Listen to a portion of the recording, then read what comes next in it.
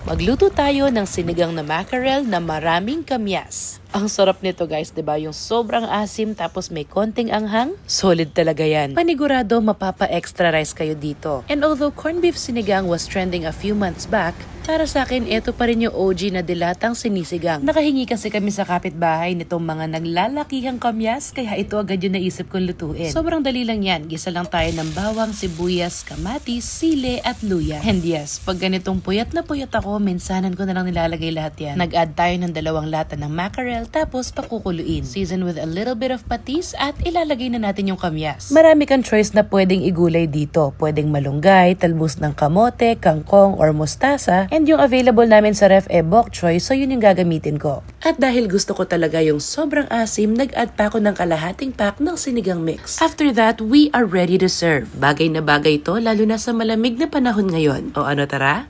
Kain tayo?